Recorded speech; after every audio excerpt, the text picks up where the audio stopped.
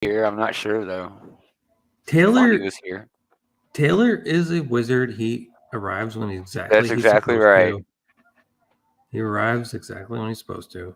That's you right. can't fault Taylor for that. Welcome to the pre-show, everybody. This is where we talk about what we're going to do in the show, and it's huge.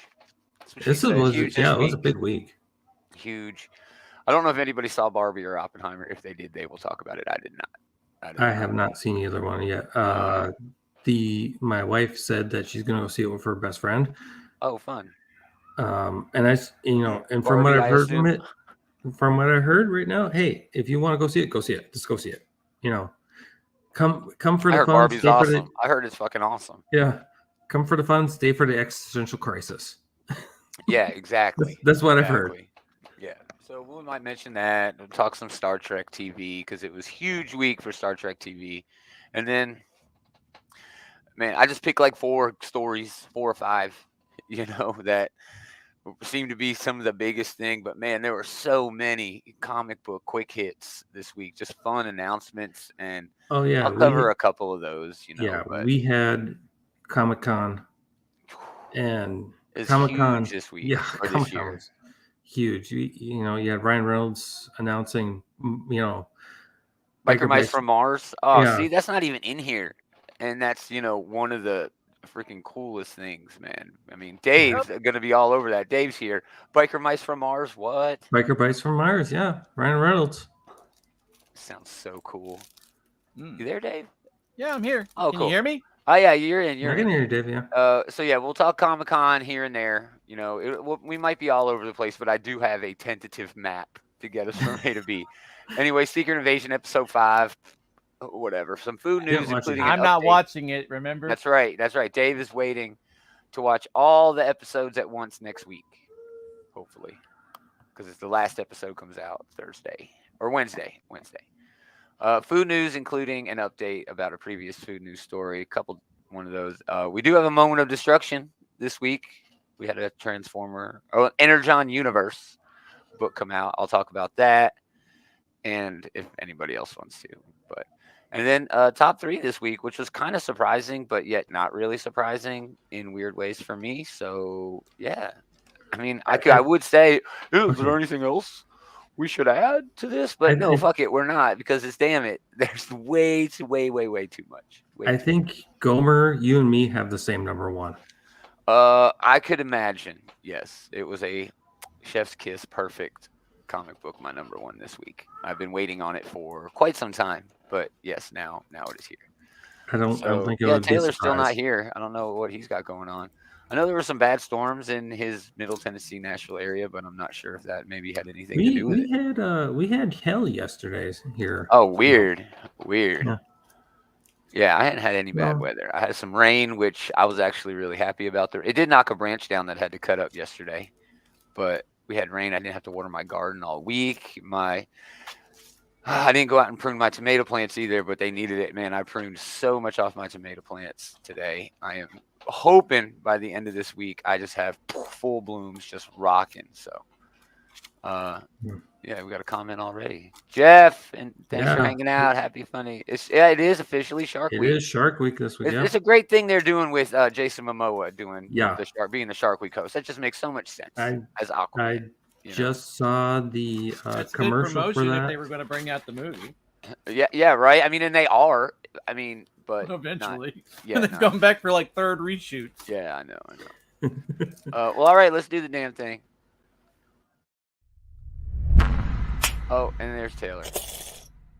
As soon as we get started, you weren't that late, Taylor. You're right on time. He's a wizard. He just comes and goes as he pleases. This is bad comedy.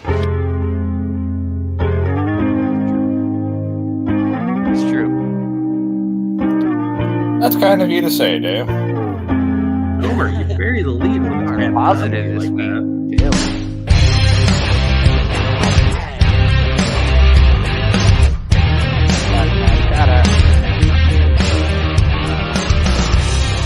Yeah. Greetings, Geek.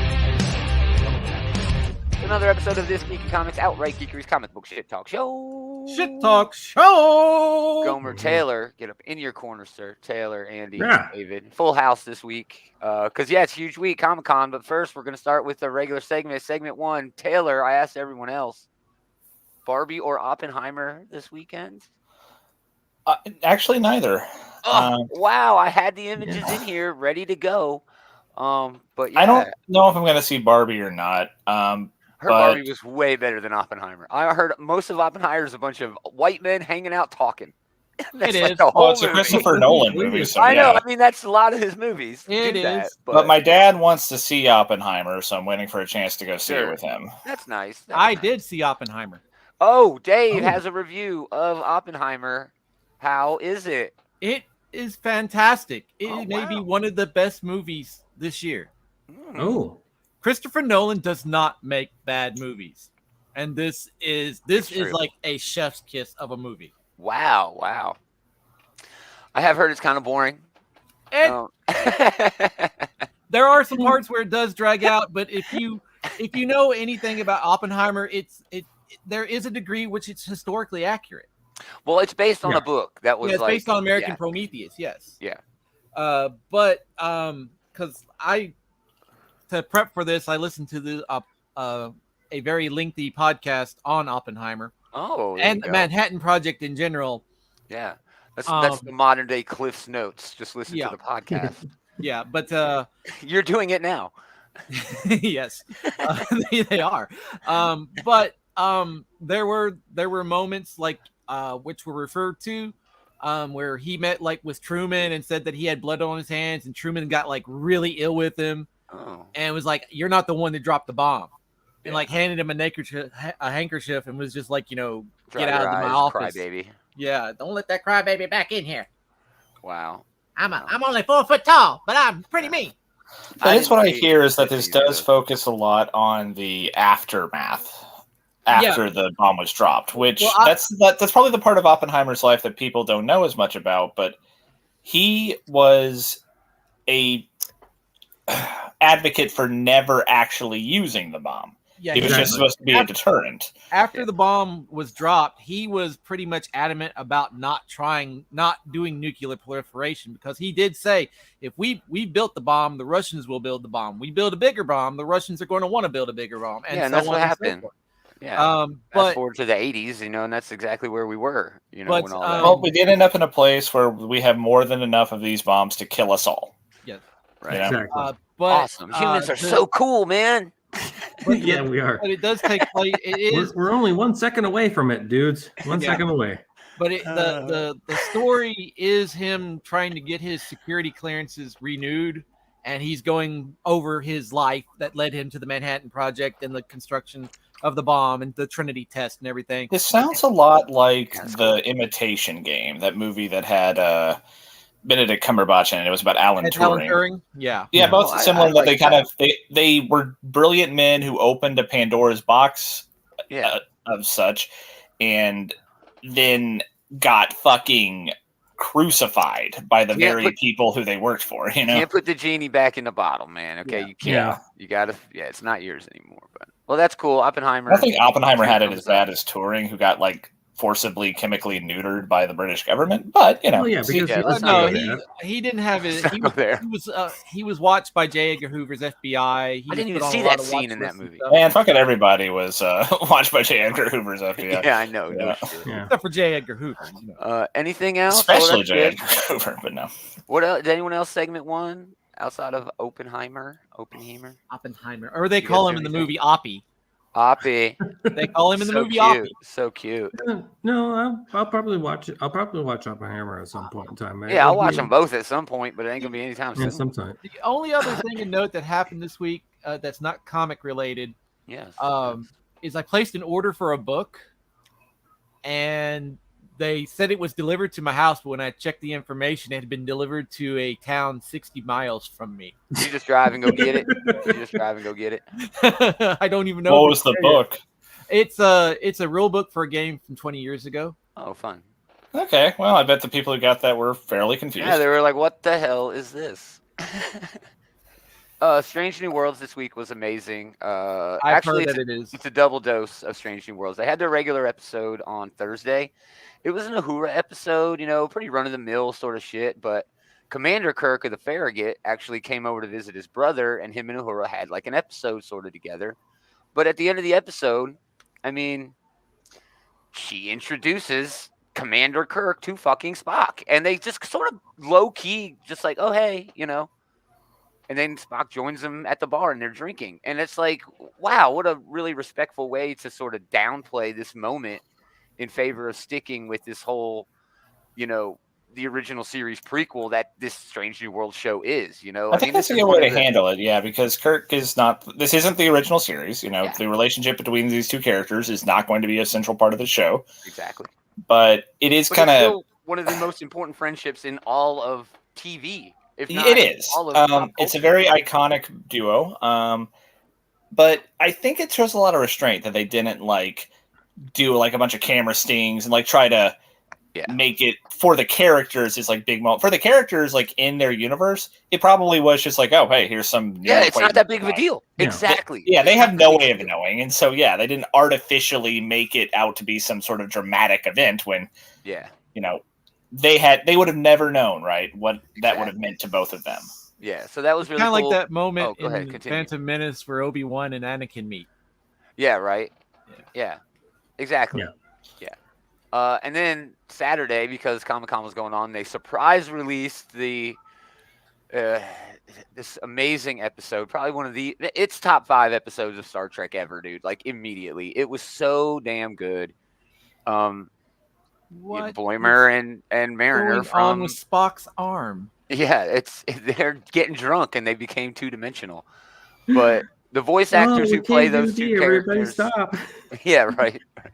The voice actors who play those two characters on Lower Decks have found a portal and to time travel to the Enterprise crew on a mission on the same place years and years and years ago. And it's really cool because Lower Decks really leans into the nostalgia of Star Trek. So for them, it's like they're going to a living history museum. And then at one point in the episode, they mention Archer's Enterprise, right? And then the Strange New Worlds crew, the Enterprise crew, is fanboying just like they were. And it's just really cool. It brings the sensibilities of Strange New Worlds together with the comedy of Lower Decks. And it worked so well. I immediately, as soon as it was over, played it again. And they also announced that there's going to be a musical episode of Strange New Worlds. Now they're going into Buffy the Vampire Slayer territory. Yeah, I'm stoked about that. So, man, Strange New Worlds, one of the best fucking shows of the year. It's so good. I'm having such a great time with it. It strikes an impressive balance where stuff this cartoon segment and them doing a musical, they're not taking themselves too seriously, but they're also doing a good job hitting on the things that make Star Trek great in the first place. Exactly. That episode from a few weeks ago 100%. With Kirk and time travel and everything.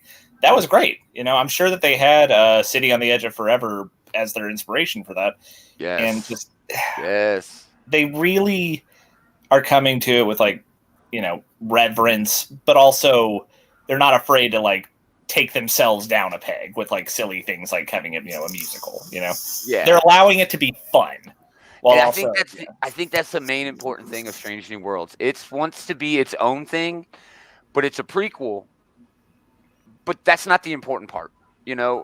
They want to just have fun and give an enjoyable, entertaining experience to the audience, and week in and week out. That's what they do. Exactly. You know what I mean? It feels like they're not really getting hung up on what they could get hung up on. It's really the only way to put it. It with a franchise this story, this old, it'd be really easy to just go overboard, go out of control. You can really go up your own ass, and it seems like they're not. Yes. Yeah.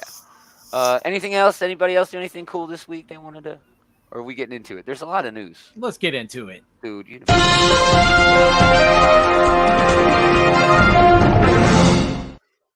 All right, there was a whole lot. All right, so I only picked 4, maybe 5 really big stories, mostly from the big 2, but without definitely skipping a lot. Ram V is exclusive to DC. They're going to do Nightmare Before Christmas comics. Those are not related. Hellboy gets mech armor. in an upcoming comic. That is based on Mike Mignola's artwork during the COVID lockdowns. Yes. He put out a Hellboy and other character art book, and yeah. We're gonna get another Last Ronin book.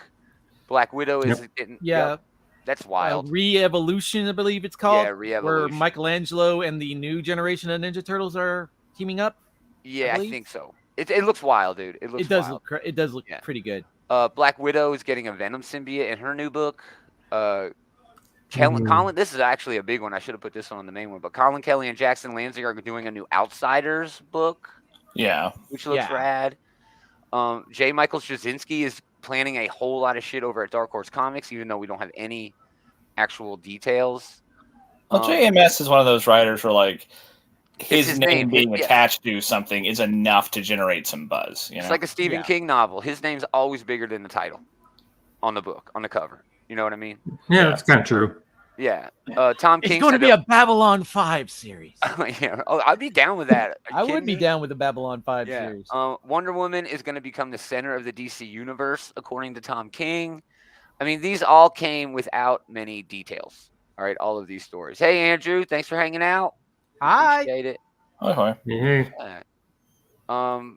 Another thing I heard that due to the strike, the writers and actors strike, there was a whole lot more fun for the comic people, you know. And I think that this Comic-Con will probably go down as one of the more memorable Comic-Cons. I think so too, man. Because of the strikes, because of the way that there wasn't anybody like famous there. You know what I mean? Yeah. I hear the retailers on the floor had one of their best years ever, you know, because it was just nothing else to do. Yeah, people aren't in line for Hall H, you know. Exactly. Hall H was empty most of the weekend, which is just freaking wild. But anyway, let's get into actual news stuff. Andrew, I always hang out with you guys, man. Oh, thanks, man. Yeah. I appreciate it. He's always on the group page hanging out. Oh, fun. Easily my favorite Andy here. Marvel. I'm just joshing. Marvel's supposed to me your least favorite, Andy. Yeah, right. This actually isn't really Comic-Con related, but it is shitty. Marvel's October 23 solicits came out, and a whole lot of books jumped $1. Amazing Spider-Man 33 and 34 are $4, but Amazing Spider-Man 35 and 36, which are also only 32 pages, $5 in October. Avengers number 5. Well, I was about to say, if they're doing that with the Spider-Man, we can probably expect them to do it with Avengers and X-Men and all their other all their flagship titles. Yeah. Only Wolverine in the X-Men, circle has had that increase, but the Scarlet Witch book is going up. The Immortal Thor book is now set to be $5 with only 32 pages. A bunch of Star Wars books are going up. It's weird. The 40-page Ultimate Universe one shot, it's $7. It was $7. Oh no. Pardon me. That is the upcoming 40-page Ultimate Universe one shot. It's $7 for only 40 pages. I mean, they're really yanking it, dude. I hate it. But people keep hiking the prices. No one's going to care anymore these days. We could talk about how we care about it, but we just take it. I mean, you're right. I mean, when people are looking to save money, we could live without Marvel Comics. Well, I can. In my opinion, it doesn't change people's budgets. They still have a certain amount of money that they have set aside that they are able to spend on comics. And that just means that a book is going to get left out. At least that's how I do it. But Andrew's right in the chat. People will just keep buying because it seems like that's what we do. I mean, the economics of it, if people are willing to spend the money, why wouldn't they, Yeah, exactly. All right, so that's it on that. They are hiking prices. Get ready for, drawing the line at $5.99. Andrew in the chat, he's been a diehard DC fan forever. There's only a few Marvel guys. But DC is my thing. Yeah, sure. But DC is kind of doing the same thing, although they are giving you extra content. At the very least, I expect they'll follow suit soon enough. Oh, for sure. Once this becomes the standard at one of the major companies, the others will just probably do it eventually as well. Yeah. Well, I'm sure Image and DC will probably follow suit before long. DC's kind of been like giving you an extra page, maybe 2 right now for their comic books. and that probably will lead to the price hike later on. And Marvel will probably follow suit with that when they do the price hike. So I mean, that's what I would assume they're going to do for sure. Everybody's going to start raising prices. But you heard it here first. This is the first example that we have that they're doing it. So, all right, let's get into some SDCC actual announcements. I only have a few because, again, there were a lot. Justice League versus Godzilla versus Kong. What? Yeah, I saw this. This is insane. What the hell? This is That insane, sounds yeah. fun. It sounds like it'll be a good time, but there's always, I feel like Superman could beat either Godzilla or King Kong, and indeed both of them at the same time by himself. Yeah. But if Godzilla can change his radiation type, could Who he not emit? David, shut the fuck No, up. that's Godzilla right. would get just thrown into space. It doesn't matter. And also, I don't think he can even do that, can he? It's just nuclear energy, right? I think it's just they are nuclear saying energy. that he is going to be able to do that. I think they Channel have a kryptonite radiation. Andrew in the Maybe chat. what I assume is going to happen is like Lex Luthor is going to fucking hit Godzilla with a kryptonite ray and make him have kryptonite radiation or something. There you go. Like there that. you go. That being said, this is definitely one of those don't worry about it type of comic books. I mean, it is. It looks like it'll be stupid fun. It is. Yeah, I'm on board for it. I just I'm just thinking of different things here. How they could do it. Yeah. Right. Andrew in the chat's asking, when do you think DC taps out of the movie making? They give a Kong a kryptonite axe or something like that. It's going to be a while before DC taps out of moving with that hire James Gunn for a pretty long extended contract. Dude, they're never like they make more money from one successful movie than they would from their whole year of their comics line. Several years of their comics. So they are never going to just give up. They might keep going back to the drawing board. They might, forget what they're doing right now, but they will always make the attempt. Yeah, that's and I don't think that's where the money is. Yeah. You also forget that DC is owned by Warner Brothers, which is owned by AT&T, and AT&T is notorious for pinning Discovery. Isn't it? Warner Brothers Discovery. Now. Well, aren't they ultimately owned by AT&T? I don't think so. You kind of walk past, I think, the important point there is that they are owned by a movie studio. Yeah, exactly. So, yeah. And he's asking about animation as well. I don't think the animation, as awesome as it is, makes anywhere near the amount of money that. Yeah, it's one of those frustrating things. But you are right that their animation is so much better than their live action movies have been. I mean, they are hands down the best animation studio when it comes to superheroes. Oh, without a doubt. But yeah, I don't think they're ever going to just throw in the towel on the movies because once they get something that works, that's going to be printing money for them. Yeah, exactly. So a lot of great shots here from the interior. Oh, that is rad as hell. That looks, a Metropolis, Godzilla over Metropolis, dude. Come on, that is awesome, man. I want to see a shot of King Kong climbing the Daily Planet building. Right. Surely that's got to be in here somewhere, right? Probably we'll get that at some point. Also, they're releasing these Roar sound effects gatefold covers. They're going to be $15 in polybagged, and when you open them, there's a sound chip where they roar. So it's basically like a card. These ones on the right, these are fucking sick. Those are like something I'd put up on a wall. Yeah. Yeah, dude. Yeah, it's really cool. Very monochromatic. Yeah. So they're pulling out all the stops for this. I think it's going to be fun as hell, dude. And there is an image of like Batman in a bat mech. Oh yeah, he's going to pull out a bat mech, like some Pacific Rim style shit. Yeah, he's going to be him, and somebody else is going to be Jaegering a mech. And someone who had a lot of fun with like the Power Rangers Godzilla shit. This, is going to be a real hoot. I'm sure. Yeah, I'm excited for it too. So yeah, we'll have more on that when it comes out in October. That'll be fun. Well, we don't have to wait long. Yeah. Not at all. Moving on, Tom Taylor and Ivan Rice are doing a book called Titans Beast World. This is coming in November, and this is like a big, huge event. All right? It's going to be like the Titans. It's going to be like Nightwing, and it's going to be Tom Taylor exploring a new thing. It feels a lot like Spider Island, right? It's going to begin in November with a kickoff issue that's actually in October for the Tales of the Titans, number 4. But that's just like, a lead into it. So clawing its ways off the pages of Tom Taylor and Nicholas Scott's Titans Dawn of DC comic book series comes an unprecedented threat to the DCU, an intergalactic sea star, a conqueror like Starro, but one is more frightening, He is called. Damn, I had it in here, man. Maybe it's called Sea. Maybe his name's Sea Star. They're all. Oh, here it is. The Necro Star. Oh man, that's weird. From ending all life on Earth, the only superhero who can save the day is Beast Boy. So then Waller is getting all mad because I guess Beast Boy is turning everybody into like beasts. Everybody on the planet, right? So we're gonna see heroes. Millions of people are changed into creatures. We're gonna see villains and heroes all turned into ferocious beasts. Oh, so they're getting like the TMNT like Spider treatment. They're polymorphing. Exact, yes, they're mass polymorphing the entire world. We were just talking about DC animation. This reminds me of that TMNT Batman crossover where all the Batman's Rose Gallery got like oozed. You know. Yeah. So but no, this should be fun. Yeah, this looks pretty fun. It does feel a whole lot like Spider Island, where everybody got spider powers. But when you're Beast Boy and you get Beast Boy powers, I mean, it's a little bit different. You know, you can turn into whatever you want. Yeah, oozed, Andrew, oozed. Yeah.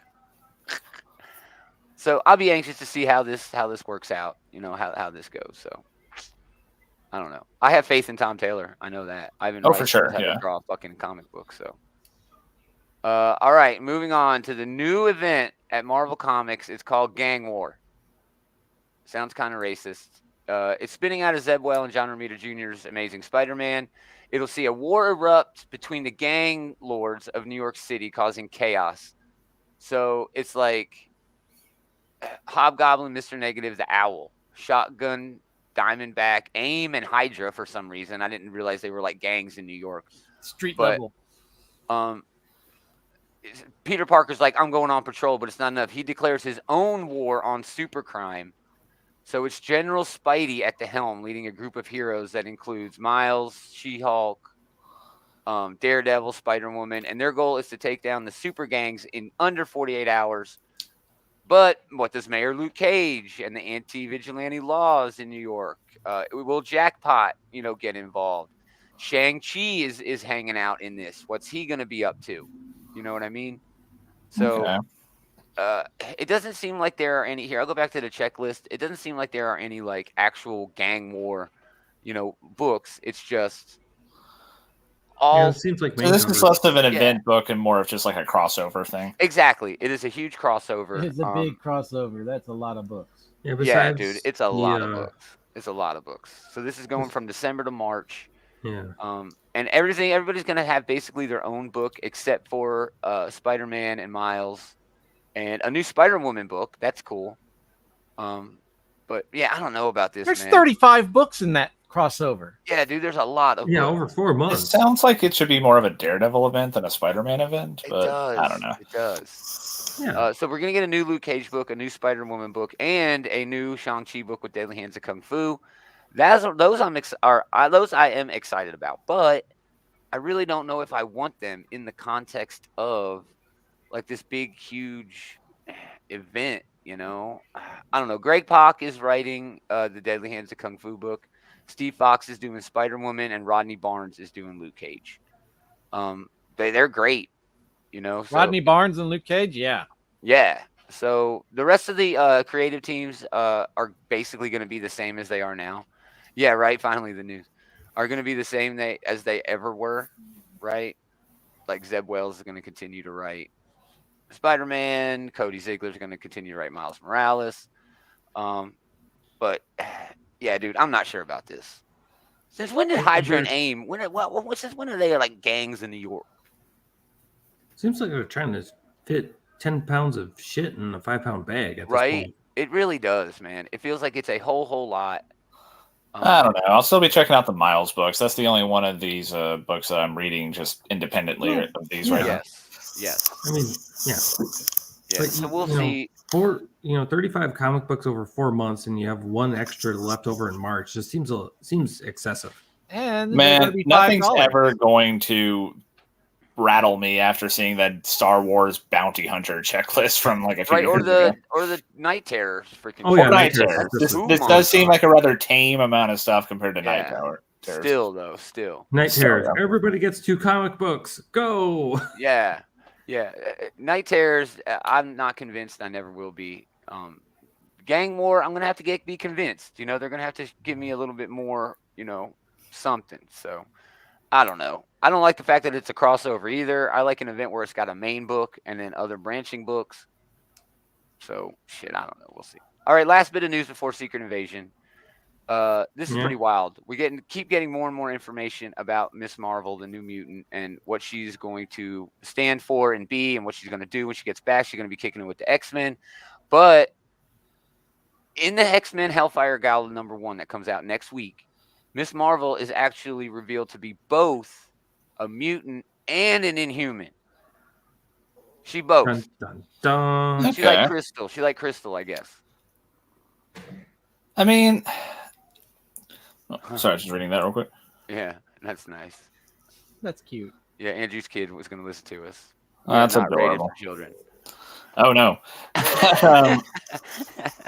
But yeah, I guess this is a okay compromise position because, like, I did think that like they did some stuff with Kamala being an Inhuman, like she was hanging out with like Medusa, and if she comes back, it's like, oh, we were completely wrong. She's a mutant. All of that just kind of feels like invalidated. Okay. Sure. Yeah, you're right. Honestly, whatever. She gets the Inhuman gene from one of her parents, and she gets the mutant gene from the other. I don't know how Marvel genetics works. I guess that's Maybe she got bit by an Inhuman spider at one point. Who knows? The catalyst for her powers awakening was the Terrigen. So if it was she was a mutant all along, all of a sudden that kind of doesn't make much sense anymore. Here's a quick question. Yeah, does she have a separate set of powers from her mutant side than she does from Inhuman? Are they going to give her the whole light projection thing like she has on the show, and that be her mutant power? Is she going to have a secondary mutation? Is that what we're looking at in the middle cover there? Is she like right? Is she like generating light blades on her fists there? Is she generating light? That is what the question has to be now. Are they evolving this character so much to make her in line with the Kamala Khan we know from the screen that they're going to take away her embiggen powers? They're definitely not based off of the covers here, right? She's still showing embiggening fists. But if she does have like her old power set, and then she also has like armored power. As fuck. Oh yeah, she is fucking like a terror on the battlefield. She's like half the Fantastic Four, dude. She's like half a super. I mean, she was already Plastic Man, I mean, she's even better than Plastic Man, and Plastic Man is way better than Reed Richards. Plastic Man is busted, yeah. Oh, he's so broke. He is so broke, dude. And I guess Kamala isn't really Plastic Man. Plastic Man can like turn into stuff. He's like a mimic almost. But yeah, just more of the drama coming out of the Kamala Khan shit that they're doing over at Marvel. I'm still not sold on it, but I want to read the book and see. Man, I've been a big fan of the character since her debut, and we haven't gotten a lot. I mean, apparently I would have had to have been reading that Amazing Spider-Man book if I wanted Kamala Khan content. I didn't even know that until they announced that she was going to die in that book. Yeah. So I am glad to have the character back, is all I'm going to say about this. Yeah, me too. Yeah. It goes back to I said this I said this before, but I think that what's going to happen now in major comic books is they're going to introduce new comic book characters or new comic ideas for comic book characters in television shows, and then if it works, they're just going to put it in the comic books. So it used to be the other way around. It used to be. They used to show shit off in comics and like, okay, that works. Let's put that on the screen somewhere. Well, Harley Quinn has gone through that kind of evolution where, Margot Robbie played her and they kind of emulated Margot Robbie. And now with the animated show, they've kind of emulated her from the animated show in the comic books. I mean, this has been going on for as long as like superhero movies have been as popular as they are now. Like they brought Killmonger back from the dead and they made him look way more like Michael B. Jordan than he did before, Yeah. Like they want people to see these movies and like, hey, maybe I'll go check out the comics and see something they recognize. Exactly. Exactly. 100. That's what they want. It's anything to sell comic books. Yeah. Get people interested. So we'll have more on all those books later, but that's all there were so many action figure reveals. I could have done an hour just on action figures. Well, we could do a little bit. We could have. Oh my goodness. I don't care, but I'm sure that Dave would have loved it. Oh, dude. Anyway, Secret Invasion, episode 5, Harvest. This is mostly like a lead-in episode for the finale next week. We did have Nick Fury go and get the Harvest, which I guess is a collection of superhero DNA that the Skrulls want, so they can put it in their machine. Their they cool say the little battle alien for blender. Earth. I assume that was the battle from Endgame. Whose DNA are you talking about? Well, in Endgame, it's everyone, right? Right. So that's where they got. I mean, where did they just scope around afterwards and like, oh, here's a little bit of goo? Yeah, well, according to this, yes, like there was like a quote unquote cleanup crew that went to the battlefield to, I guess, damage get control things back together. Yeah, something like that. And there were apparently Skrulls in disguise on Fury's orders there to scoop up superhero goo. Leftovers, fingernail clippings. They did specifically say Captain Marvel, which the only time I'm aware of Captain Marvel did any fighting on Earth was in Endgame, so that's she got punched like one time. How did they even find any blood? It just doesn't make any sense. Maybe one of her strands of like when she cut her hair. Maybe are we going to get a claw? It was punched strong enough to knock her out, so I can buy that she bled a little bit from that. I know it's still weird that they were like scoping it out and were like, oh, there on the ground. There's Captain America there's some Carol Danvers bleeding DNA. Pretty weird. Oh, they got plenty of super soldier blood all over the place for sure. Yeah. Oh shit. No, we can get a Clore. We can get a Clore. It's the same thing it's the same thing in Dragon Ball Z, where it's like, hey, where did all these people bleed at? And Dr. Dro's like, I got all their blood. There's a lot of these characters where like their DNA wouldn't mean shit. I mean, like Iron Man or like Hawkeye or someone like that. You know? Yeah, or even Ant-Man, somebody who actually has legit. That's true. Any character that relied on equipment like Ant-Man or Iron Man or countless other characters. Who cares? So it's actually a pretty small group of characters where you actually can use the DNA. What good is Carol Danvers' DNA if you don't have the power of the fucking stone or whatever? I can't remember. Man, I don't fucking know. I could buy that it maybe that warped her DNA and maybe it'll help in some regard. Good. I don't know. Whatever. That's a good point. Man. So I don't know. We'll see how the finale goes. I'm sure. I will say though that has, a trick up his sleeve. I think the trick is that Maria Hill is still alive. I think that's for sure. I think that's who he was calling at the end of the episode. First episode, dude. Yeah. Yeah, that's going to be the big reveal. But one thing I will say, like the whole fight scene with Fury's wife and Gaia at their house with like the SWAT team coming in, that was a cool fight scene and everything. It was pretty well done. Yes, it was. But like the way it started. Like the guy who did the sniping, when they did not know anyone was there, he just shoots the fucking coffee cup. Yeah, it's like, all right, who's taking the sniping position? Let Jeff do it. Yeah, Jeff hates. He's a tea guy. He hates coffee. He's always wanted to. We should give him a chance. He fucks it up. Today's my day, y'all. Today is my day. And Jeff ruined. He could have killed them right away before they even knew he was there. Well, they could have at least killed Fury's wife. Yeah. I guess it didn't matter when it comes to Gaia if they could. She can't die. Yeah, they could have shot her all they wanted, and she was just regrown. Yeah. Well, there is a limit to that, Like, oh sure, it's not like you're Wolverine. A bullet isn't going to do it. Yes, one bullet would have been enough. Yeah. Would not have been enough. Sorry. Yeah. So, all right, he's got the harvest. So he's going to take it to Gravik, and then that's where it ends.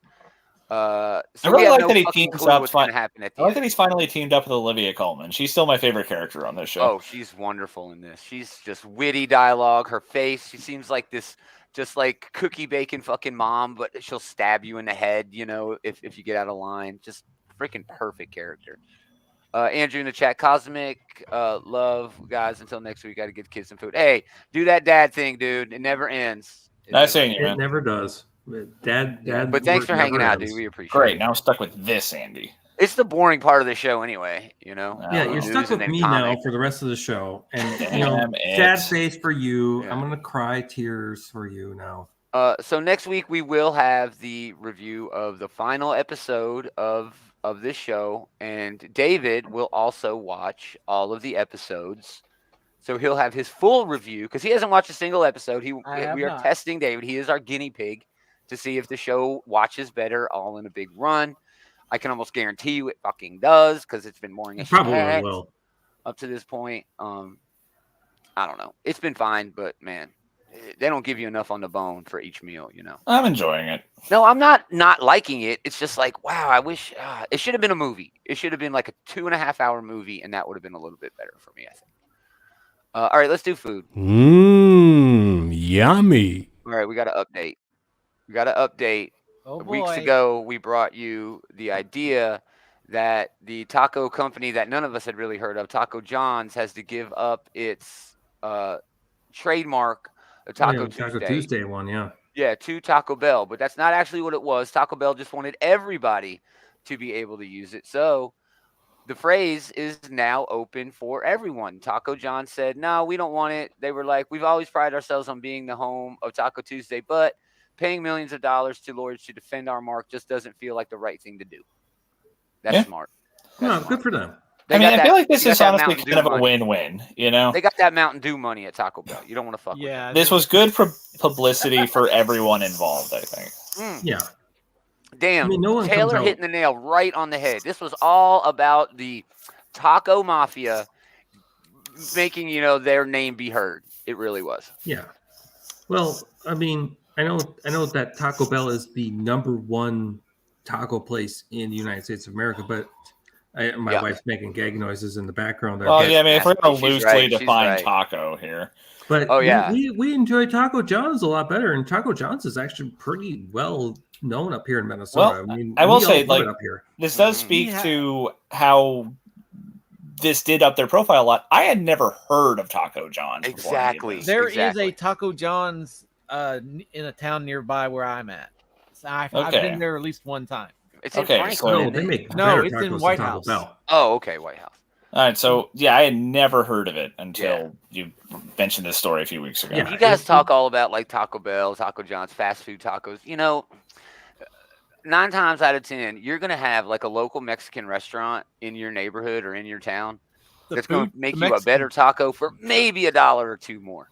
The Mexican food trucks here in town. There is one. There you go. Has like a menu of like at least 15 or better different meats that you could have in your tacos. They make some pretty damn good burrito tacos. Yeah, and they're not that much more expensive than going to Taco Bell. Oh, it's cheaper than going to Taco Bell. Yeah. See. There's a food truck that's literally right at the brewery right next door to me that sells better tacos than both of them combined together. Oh yeah. And those are small businesses, y'all. Support small businesses. Yeah, right, some of the best Mexican food. But if you had a choice, if you had a choice for fast food, it's definitely Taco John's.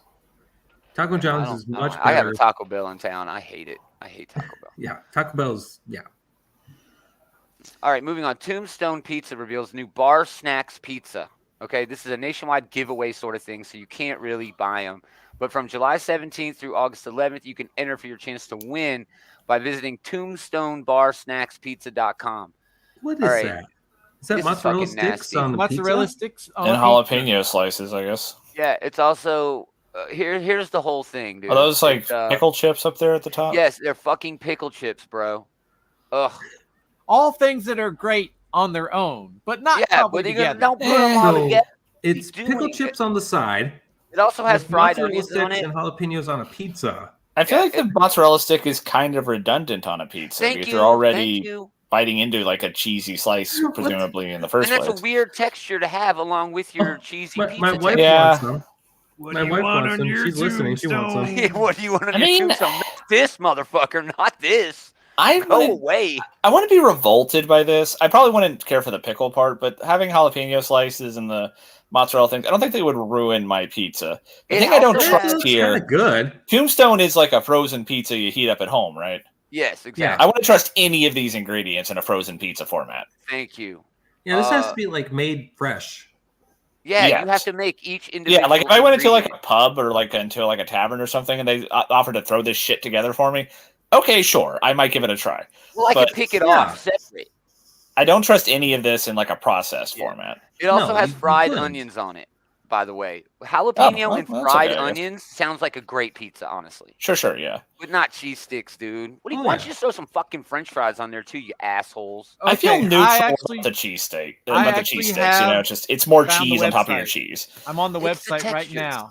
Oh, David's gonna enter and win us one. He will But it try says it. Tombstone Bar Snacks pizza is piled high with gooey mozzarella sticks, zesty fried pickles, and onions. Fried onions. Yeah. It's Yeah, deep finished fried off onions. with spicy jalapeno slices, nacho cheese sauce, and to bring the boldest and craziest bar bite straight to your home. Okay, so I missed the It sounds nacho good. cheese, which again, you're just adding cheese on top of cheese. I feel like you're not really adding much there. It's just cheese. But it's deep fried cheese. That's It's different. deep fried, motherfucker. Eat it. Put it in your face, or you're There's a a wimp. difference. It's deep fried cheese. Put it in your face hole. All right, second bit of food I just news. entered. Burger King in Brazil is doing a combo meal with the Barbie thing. Okay, it's hot Oh, pink yeah, Barbie sauce, burger. and it also has something called Ken's potatoes, which we'll get into next because it's almost ironic. So it's not just a regular BK cheeseburger. It comes with smoky hot pink sauce and bacon bits. Well, pink Yeah, sauce that was- is that new sauce mean- that's been like trying to get itself picked up, but is That's having nasty. some issues with quality control and stuff. Oh, I can see it. I bet it's nasty. It's somebody made it on TikTok. Wait, does Burger King in Brazil sell donuts and milkshakes? Dude, exactly. Flavored with Nesquik strawberry milk powder and blended to pink perfection. Well, you It's gotta also topped with a remember- donut and icing. You gotta remember, Brazil can do whatever they want. They don't care about copyright laws. Well, Yeah, well, no, this is all a part of like their Most- promotion. most McDonald's That's and Burger right. Kings and other Don't countries care do about tend to be a copyright law. lot nice. Well, Don't mention fast the food cheese places, they do Highland tend to be a cheeseburger. lot nicer than our fast food places, Mm-hmm. right? Mm-hmm. Like, I went to Like a they're McDonald's in bona fide Rome, and restaurants. it had like a gelato bar and like marble floors and shit like that. Yeah, like they're bona fide restaurants. Like they make Yeah. a big deal out of it, right? It's like the McDonald's in Japan puts eggs on their burger. Oh, that Well, sounds so good. I it love does. that. Love that, yeah. It's I a love a fried Royale egg is what on it a is, burger. but yeah. It's just burger keeping the whole sounds barnyard good. together, you know. And then there's finally the Ken's potatoes, which are just French fries, which I think is the most ironic part of this because what I've heard about the Barbie movie, that's exactly how Ken comes off. You know, he's just Ken. Yeah, So- that's been part of the marketing. Is he's like Yeah. a mediocre white guy, Yeah. and so he's that's just- honestly kind of clever of them just to have like plain ass fries. And I that's know it. it is really. It is. It is. They're All right, so there's this unsalted. week's food news, y'all. All right, let's do it. Holy shit. All right, we got another issue of Void Rivals, part of the Energon universe. Void Rivals #2. Robert Kirkman, Mateo Lopez. This issue really dove a lot deeper into these two rival, civilizations that is at the core of this series, and the relationship really seems to mirror that of Cybertron very closely. Okay, it states that these two factions here they are. Hold on, these two factions used to be a lot closer, but a lack of resources pushed them apart. And then it sort of predicts that there's a common enemy that will destroy them both if they do not work together. So that really mirrors, what happened on Cybertron, throughout the war and everything like that. Our one tip of the hat to the Transformers universe is a Skuxoid. This This guy. is kind of like a deep cut from the cartoon. Yeah, this is these like I aliens are confess, I Generation have one. no idea what that is. This Exactly. is like Generation 1. This This is like when Optimus and a couple of the other Autobots got teleported off Earth and were trying to Yeah. make their way back to Earth. And one of these, this alien a was bounty one of these hunter. guys. Yeah, they encountered. Yeah. Yeah. Although he This didn't is- talk, like, Yeah. he made like grunting noises. and Pig stuff. noises. Yeah. Yeah. So this is like a deep cut from the Transformers universe. Oh, but the as deepest Robert of deep. Kirkman, still bringing you news, as Bobby Kirkman said at San Diego Comic-Con, quote, I think that everything that seems to me that works is going back to the core aspect of things and paying tribute to what made things popular in the first place. I think that's what we're trying to do with the Energon universe, to harken back to the original cartoon stories, the original Larry Hama comics, not try to reinvent the wheel, not to play fast and loose with the continuity or the character traits with the characters. Sorry, playing fast and loose with the characters was my favorite part of the IDW shit. Okay, so Sorry, Rick but Mark, I hate was that. Was the Skuxoid wearing a chastity belt? He does have a keyhole there. It's like a keyhole over his crotch. Thank you for bringing it up, Taylor. Skuxoids are not allowed to piss until they get the job done. Okay, no peeing until you get your work done. Is that actual lore? No, it's not at all. I'm making that up. I don't know why there's a keyhole on his underwear. He's wearing a kilt. It's a combat skirt. It's a combat skirt. No one can remove it unless you have the key. I don't understand it. Maybe issue 3 will shed some light on this dude's skirt. He's a fan of Robin Hood and Men in Man, wearing a fucking chastity belt, man. Well, I guess you can always call a locksmith.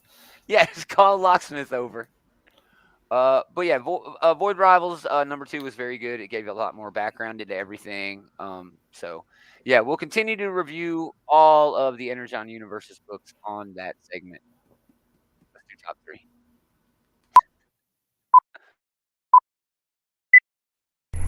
Void Rivals.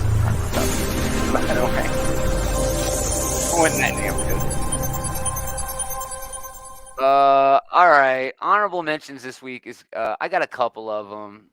Scrapper number 1, I'll put in my honorable mentions. This was that book by Cliffy B. Cliffy I'll B. be talking about that later on. Really solid start here. Sandy Jarrell's doing the art. It's like a post-apocalyptic dome world with this dog who's a fucking superhero. The true dystopia here. I wanted a cat. All the cats vanished years ago. True dystopia right there. I don't know. Who wants to live in a world where there aren't vermin cats? would run rampant, you know? Dude. Yeah, I'll be talking about that later. Okay, good. All 8 Eyes, number 4 wraps that series. Steve Fox, Peter This is in my top 3. Awesome. Very solid. We'll talk more about that later. My number 3 this week was Blade. Blade number 1. Brian Edward Hill. Number 1. Oh, awesome. Elena Casagrande. Really fun debut for this new series. Hill writes a passable opening shot here. He establishes things well. He doesn't take anything for granted. He's just like, nope, I don't care if you give a shit who Blade is. This is my Blade, and I'm writing the Blade that I want to write. I thought he did an impressive job just kind of like, you know, he does a good job kind of like diegetically telling you everything you need to know about Blade. Yes. Like, his name is Eric. He's a half vampire. He kills fucking monsters. That's all you need to know. That's all you need to know. Yeah. But I thought go ahead.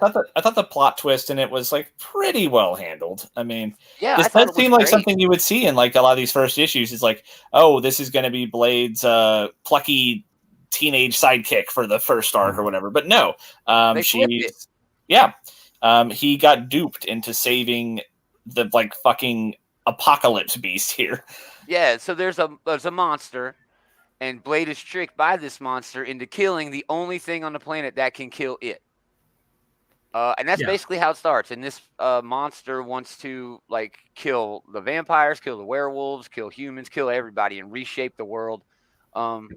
I'll definitely be reading more of this, but again, the big star of this was Elena Casagrande's amazing sequential art. I mean, just this panel right here, the motion on this page is just beautiful. Yeah, the main reason to pick up this book is definitely her artwork. It didn't quite reach the heights that we saw in like Black Widow from a couple years ago, but hey, let's give it some time because what's here is already really good. Like the fight sequences have a lot of energy, they have a lot of flow. And the whole thing with her catching her head, I love that panel of her just like talking and catching the head. Yeah, it was so very well done. Elena Casagrande draws amazing eyes. I'm sorry, her eyes. Yeah, that panel is really great. The whole entire BTW. Yeah. Oh, by the way, pops it right back on. Really good monster story. It's not so much a vampire story. I'm not sure that a vampire actually shows up outside of the very first scene. Man, Blade can fight whatever the hell it is. Yeah, you know? It's like Supernatural at this point. You know, the boys can fight whoever the hell they want. Yeah, he fights creepy crawlies, whatever. Maybe vampires are his main squeeze, but we also see werewolves and whatever the fuck this Adana lady is. So. Yeah, Adana. Yeah, she's cool. She's fun. Cool. So that was my number 3. Taylor, honorable mentions, and number 3. I'll do a retroactive honorable mention, which would have definitely made my top 3 for Fish Flies, number 1. Oh, you got a copy. Awesome. Yeah, you recommended that I get this now instead of getting it in trade. You said there might be a possibility I can't get it in trade, so I don't want that. Tyler. So that's cool. I even got the Peach Momoko cover with Fanny on the cover here with the Peach Flies. But yeah, this was a really cool opening issue. Jeff Lemire is, I don't need to tell you that he's awesome. Amazing. So yeah, Teenage Mutant Ninja Turtles versus Street Fighter was a little stupid, even as far as like these stupid types of crossovers go. But it was so much fun. What the fuck is Psycho? They did a little bit of lampshade. It's something from Street Fighter. That's M. Bison's power. He does Psycho Crusher and shit. Oh, okay. It's stupid. Don't worry about it. But yeah, I did think they have lampshaded it a little bit here, where they were like, "What if this is really just a big misunderstanding?" No, let's fight. Yeah, right. Yeah. What do you expect from Street Fighter characters, though? But that's how we solve everything. Yeah, well, that's how we solve everything. But it was solid. I like the what art. The hell else? What do you want? We want to see them fight, right? Yeah. So yeah. But yeah, my actual number 3 this week is Guardians of the Galaxy number 4. Nice. We finally catch up with Rocket, and it's him shooting down these Groot asteroids over and over again. He built himself like a replacement Groot, and this stuff really hit home for me, especially towards the end, where like we see Rocket's going to bed that night, and he has like a little tally mark going of how many times he's killed his best friend. Mm-hmm. How many times I've murdered Groot. And we also see towards the end where like he's programmed this thing to say like I am Groot. It's terrible at it. He is terrible at it. He finally tried it, and like Rocket's like, no, you're not.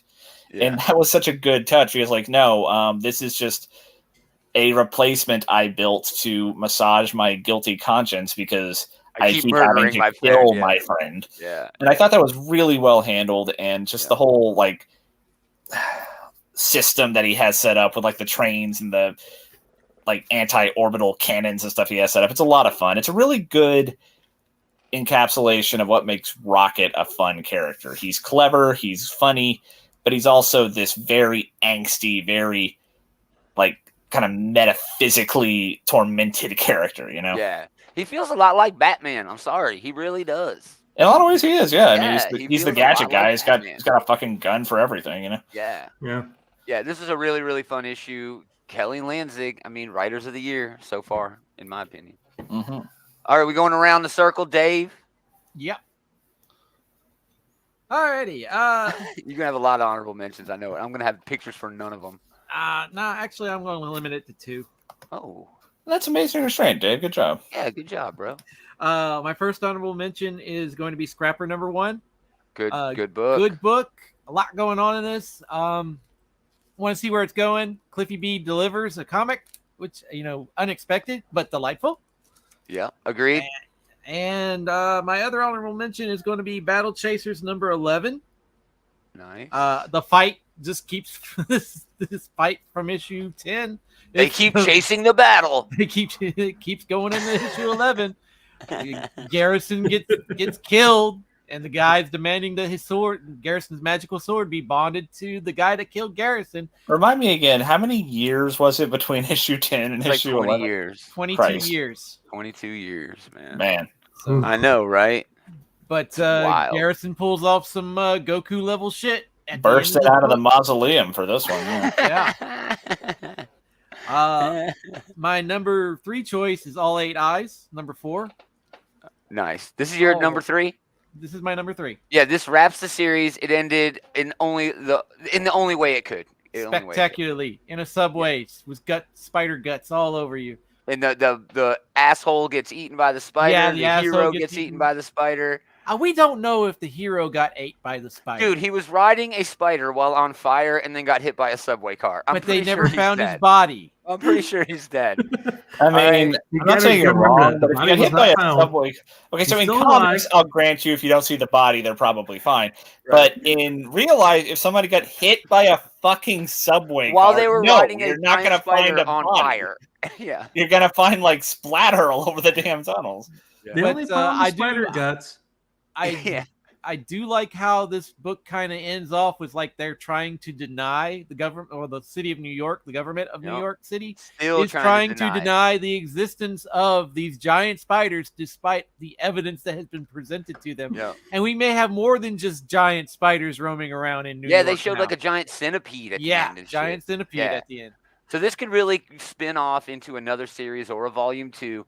My favorite part about this particular issue in terms of like the scope of the overall series. This one really relied so much more heavily on the art. Yes. You know what I mean? It really told the story so much better through the art than the other 3 issues did, and it was just mind-blowing, dude. It was like a summer blockbuster, the end of this book. I think with this issue they did kind of jam pack it full. Oh, they definitely did. It was a quick wrap up. It was a quick it may not get a chance. They may not pick it up again, so they wanted to give us a very satisfying end to the series. Yeah, for sure. Yeah, I loved it. I thought it was fantastic. Very and good. I also wanted to put a spotlight on the whole 4-issue miniseries. It's wonderful. You should pick it up. I had such a great time with this book this year. Yep. Good shout out, Dave. Good call. Mm-hmm. Thank you. Andy. Oh, Andy. Yeah. Andy. Yeah, my honorable mention was... Stop saying it like that. Yeah, stop saying it like that. I'm sorry. I started it. Yeah, you can say it however you want to. My honorable mention was Blade #1. That was a pretty solid issue. I really did dig the whole entire part, that one panel that you did show where she just literally was like, oh, you cut off my head. Yeah, whatever. I don't care. She catches it, just places it back on her shoulders. It's like, yeah, that just shows like, yeah, I'm a bigger bad than you think I am. Yep. Thank you for doing my dirty work, by the way. And yeah, I don't care. Like, nice. Put it back on. That whole entire sequence between the 2 of them was really, really nice. My number 3 is actually an art book this week, which is Harley Quinn, Black, White, and Redder #1. I did not grab this. This Sorry. was really good. I really enjoyed this series, or this book. It is. I mean, for the story they tell in it is really good, but I really enjoyed it for the art. I love it's just like that's the only colors you use are red, black, and white. Yep. And you tell a good story with it, and I mean, hey, it works. It works very well. Nice. And I'm glad. I hope it continues on the path it's going right now. I mean, it's a really solid first issue. Are they doing more of them, or is it just a one shot? I think it probably is a one shot right now.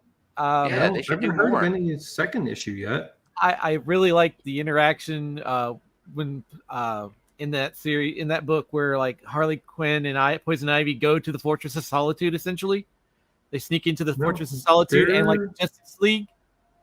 Yeah, and the Justice League is having a card night without Batman. So it looks like there's 3 issues. Batman cheats. He probably does. Batman always cheats. Oh, there are 3 issues. Cool. Looks like there's 3 issues. Yeah. Nice. Well, I'm gonna have to come back around to this because I skipped that this week. DC since Night Terrors has been going on, it's just kind of like I just fly right through the list. I'm like, I don't want to read any of that shit. That was actually the only DC book I picked up this week. Was a Night Terrors book? No, the Harley Quinn book. Yeah. Good. Yeah, Night Terrors is a slog. Nice, good call out, dude. All right, that leads it back around to me for number 2. This was a surprise. I did not expect to enjoy this as much as I did. Mark Millar and Pepe Larraz's Big Game. My number 2. Nice. Oh. Yes. Is this that crossover of the Millarverse here? Yes, this is the entire Miller World universe. All right, you kind of need to be a Miller World fanboy to understand this.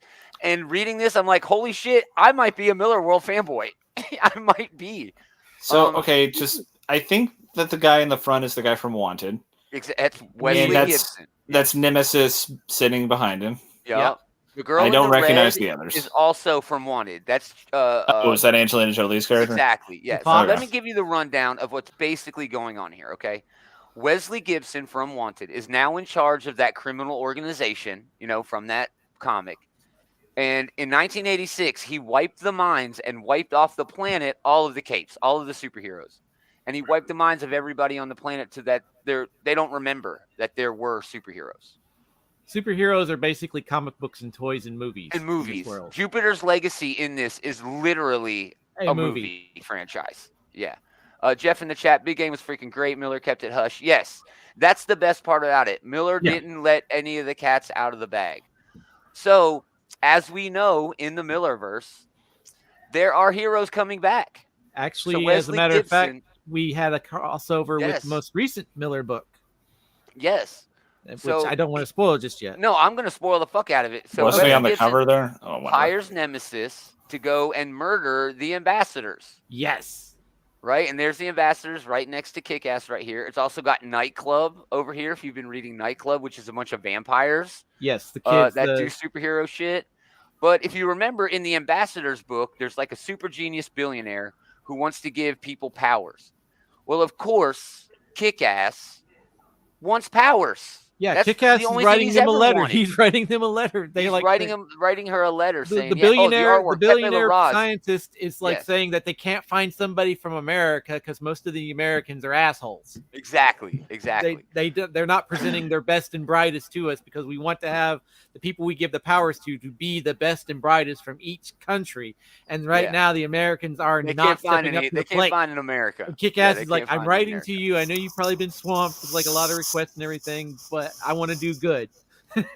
Yeah. It's crazy. So Jeff in the chat, the artwork is great too. Yeah, it's Pepe Larraz, dude. Good call out, Jeff. I mean, it's so fucking good. It also has, man, I thought I had another image from that. It's got, there's also a book called Prodigy that stars the smartest man in the world, Edison Crane. Yep. Right? And I read the fuck out of that book. I loved it. But he's introduced to a woman who is the last superhero on Earth. She was protected in 1986 from all this going down. So she's sort of telling this Prodigy guy what's going on with everything. It also had Starlight, Captain McQueen from Starlight in it.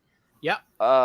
Man, this is fucking dope, dude. There I are didn't books realize in here that I forget that Miller wrote. There are characters from books in here that I forgot that Miller wrote, and I'm like, oh shit, this is part of the Millerverse. Yeah, dude. So Mark Millar is really just giving us something special here.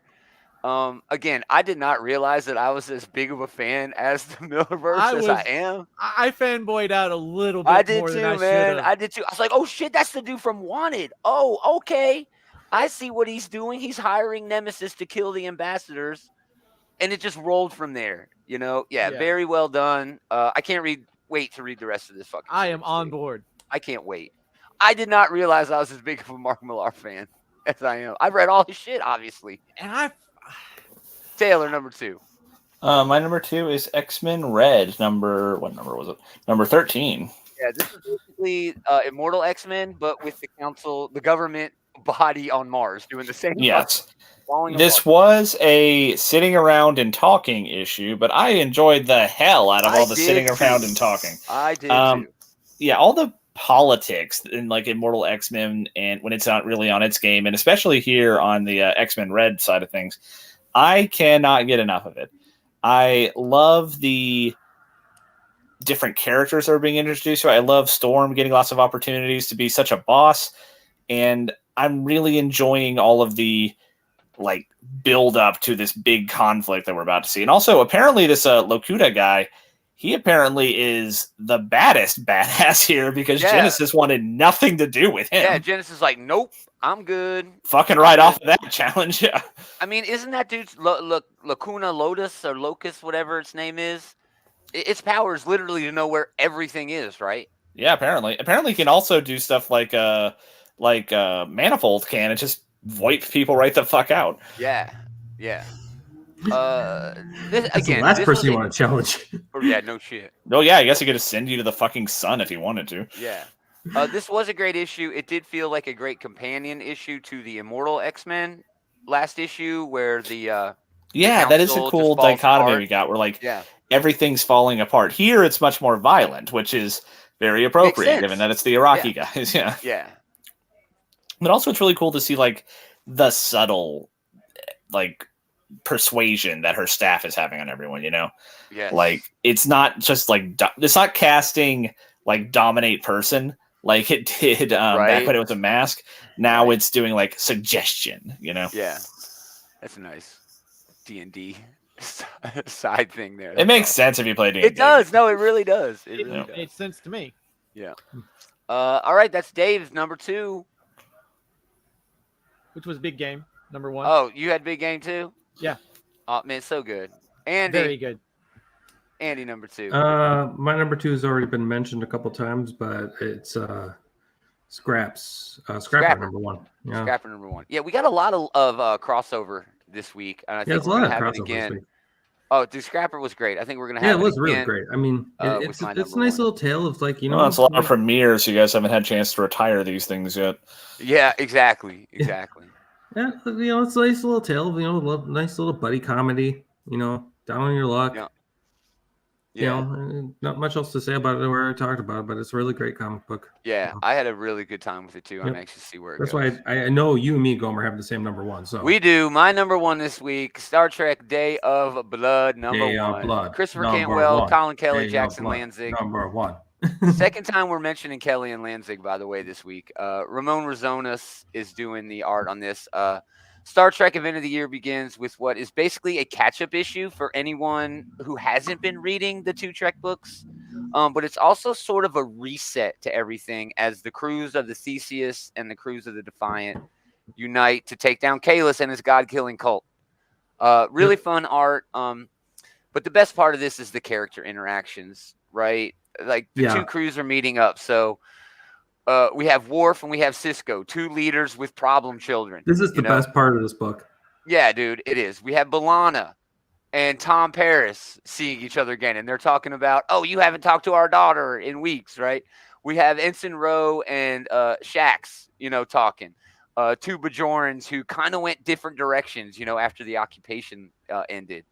Data and Lore, are you kidding me? I mean, you can't. What? But then it's just action-packed awesome. The crews fight through the streets and the skies of Kronos to find and vanquish Kahless. They don't get there, right? There's still a lot more story to tell. The next issue of this is getting Defiant number 6, which is out next month. And then it'll continue in issue number 7 after Star Trek number 11 comes out in August. And then the event's going to end with issue 12. I love the way they're doing this crossover. Again, Star Trek books have never been this good. I'm going to come out and say it. Star Trek books have never been this good. This is the best time in the history of the franchise to be reading fun. And I have a Star Trek number 1 that dates back to 1981. So they've been doing these books for a while.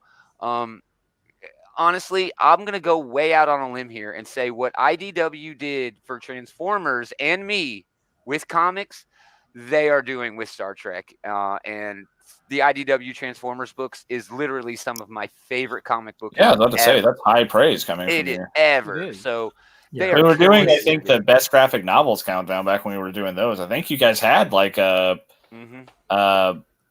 which one was it? More Than Meets the Eye with Lost Light. Okay. Yeah. I forget which one of those books you guys all put it on your list. Yeah. I love that shit so much. And I mean, it's going to take to the end of this event to know for sure. They could really let the air out of this and fuck it up. But I don't know, dude. They're on a roll. And I hope the roll fucking continues. Andy. This first issue was definitely, they hit everything they needed to. The interactions between the characters, that first interaction between the Defiant and everybody else was like, Worf, you're out of uniform. It's like, no, Benjamin, we're both renegades. At least have the honor to show it. You're out of uniform. Yeah, you're out of uniform. He's like, you're out of uniform. And I love the duality there with their sons. Like, Worf is trying to help out his son.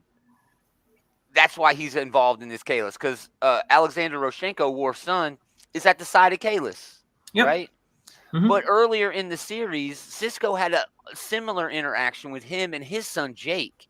But him and Jake have had this loving, nurturing, just honestly, in all of television, one of the greatest father and son relationships probably ever depicted, in all of TV, of TV. I could agree with that. Yeah.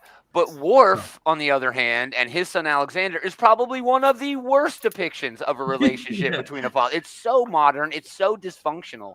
And to see them both have the same feelings with their children, even though Sisko can't really understand why. He's like, you ain't even hung out with your kid. Why do you give a fuck? But it definitely works. And yeah, I can't wait to read more Star Trek, dude. It's so good. It's so good. I can't wait for the next part of this. Taylor. My number 1 was Blade, number 1. It was Blade number 1. So fucking good. Can't wait to see more of that Elena Casagrande art. So, Dave, again, this week, you are wrapping it up, buddy. Alrighty. Vicious Circle number 2. Vicious Circle number 2. Man, this book is so good. It's mostly that Bermejo art, though. Come on. It is. The Bermejo art just sells it. But we get to kind of know a little bit more about our 2 time jumping guys. Man, it is crazy. Yeah. There's a lot of build up to guys. Well, it's sort of like a chase thriller, These kind 2 time jumping fellas. Guys. It's sort of like a thriller, a chase thriller, through time. Yeah. And I mean, it's good story. It's derivative, we've seen this story before, but with that Liber Mejo art, it's so good. Yeah. I really enjoyed the dinosaurs. Of course you did. The way he kills that Allosaurus is pretty spectacular. But I liked how like our time travelers, their first interaction was was trying to stop him, and then the time machine goes, and now they're kind of like quantum leaping through time together. Yes. And it's like they get stuck in the Middle Ages, and like, oh, this is Sir, what's his name, spies, let's put them heads on a pike, and like our bad guy time traveler is just like, I demand trial by combat, and like they pull a champion and he just whips out a gun and kills the guy. It was reminiscent of Indiana Jones. Yes. Yeah, where they were like standing off, and he's like, nope, bop, and he just shoots him. Yeah, and then like they jump forward in time to like Nazi occupied Germany, and our time traveling villain kills Hitler. I mean, it's nuts, dude. It is crazy. The book is crazy, but again, I'm sorry. It's that Liber Mejo art that pushes this book. I mean, it really is. It's the storytelling, the element of the book, because there's not a whole lot of dialogue going in this book. Yeah, there's not a lot. Liber Mejo's artwork telling the story, and it sequential. Is doing. Yeah. It is doing such a spectacular job, and then it changes styles from like page to page.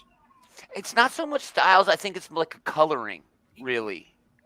You know what I mean? Yeah, the coloring kind of changes. There's like one where there's like, Liber Mejo's artwork looks very painted, but then there's like these ones that are like colored. Like, yeah, for sure. It changes a very drastic change, not just with coloring, but just like it feels like a different style. Yeah, 100%, dude. But at the end of it, book.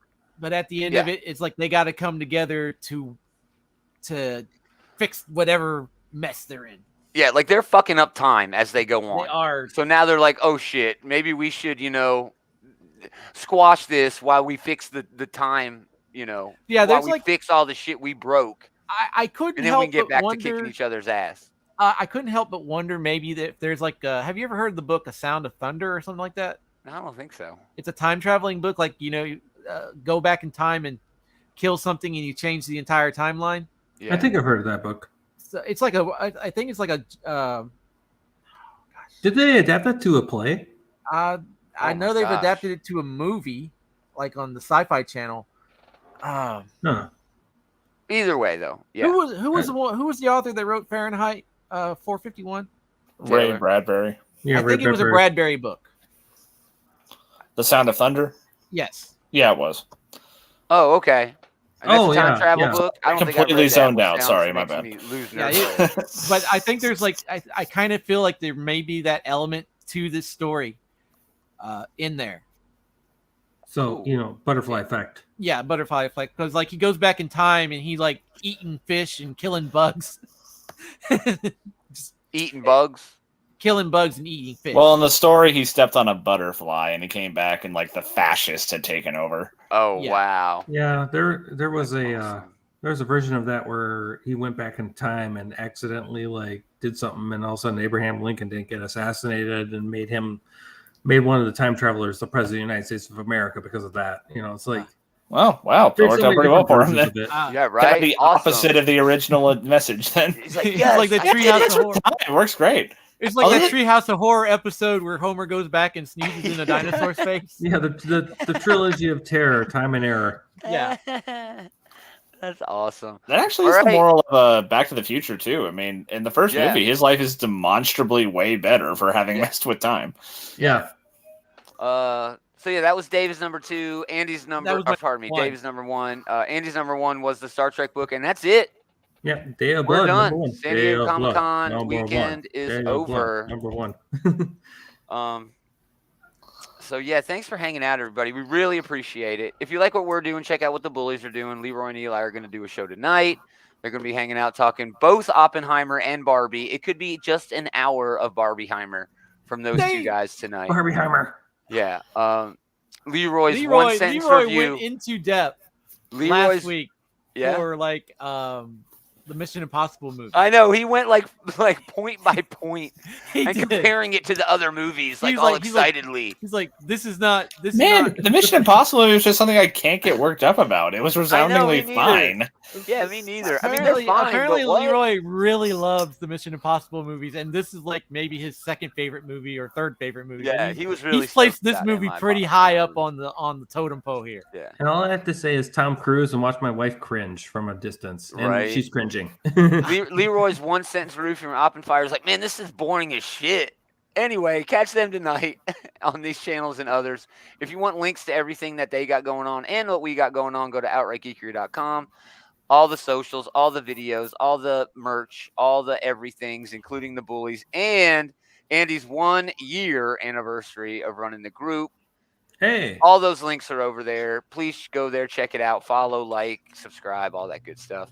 Jeff in the chat leading us out of the show. Great show, fellas. See you tomorrow. I made this my Sunday and Monday show. Man, we're so thankful for that, Jeff. Yeah, thanks, So Jeff. much, bro. I mean, honestly, that's so nice. Thank you. But as Jeff did spoil, come back tomorrow. We're going to be talking about all the comics coming out this week. It's Yeah. not that many, but there's still No. some gems. It's the end of the month. It's the end of the month. So, yeah, come back a couple tomorrow. sex ones. Yeah, come back tomorrow. We'll talk about all those books. Come back next week. We'll talk about all that. Again, thanks everybody for hanging out, but most of all, thanks to these jokers for hanging out with this joker. Hey. Always We are a going to pleasure. do it again next time. Same time, same Geek